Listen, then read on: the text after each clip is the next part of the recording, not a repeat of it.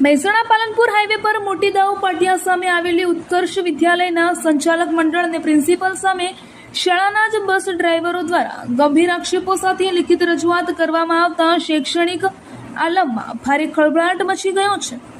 શાળામાં વિદ્યાર્થીઓને લાવવા લઈ જવાની ગંભીર જવાબદારી નિભાવતા અને 1 થી 15 વર્ષ જેટલા લાંબા સમયથી ફરજ બજાવતા આશરે 15 જેટલા ડ્રાઈવરોને કોઈપણ જાતની લિખિત નોટિસ કે કાનૂની પ્રક્રિયા વિના મૌખિક રીતે નોકરીમાંથી છૂટા કરી દેવામાં આવતા ડ્રાઈવરો ન્યાયની માંગ સાથે કાનૂની લડતના મૂડમાં આવી ગયા છે।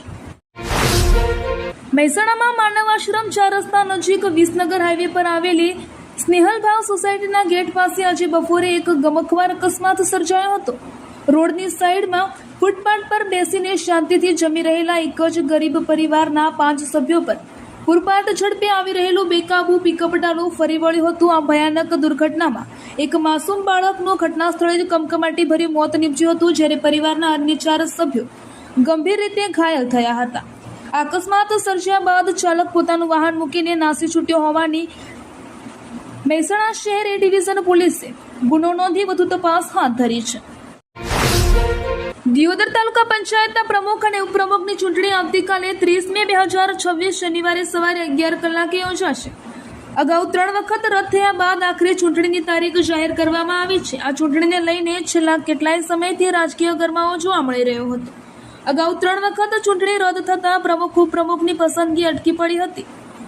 29 મેના રોજ દિયોદરની પ્રાંત કચેરી ખાતે એક ઉચ્ચ સ્તરીય બેઠક યોજાઈ હતી। આ બેઠકમાં વાવ-થરાદના એડિશનલ કલેક્ટર, દિયોદરના નાયબ પોલીસ અધિક્ષક, દિયોદરના મામલતદાર, પ્રાંત કલેક્ટર અને તાલુકા વિકાસ અધિકારી શામળભાઈ ઉપસ્થિત રહ્યા હતા। આ બેઠકમાં ચૂંટણીની તારીખ નક્કી કરવામાં આવી હતી।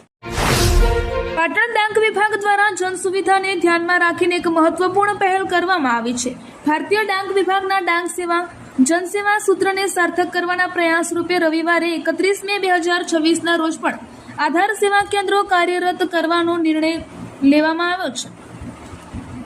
આ નિર્ણય Patan head post office, Siddhpur post office, Chanasma post office અને હારીજ પોસ્ટ ઓફિસ ખાતેના આધાર સેવા કેન્દ્રોને લાગુ પડશે।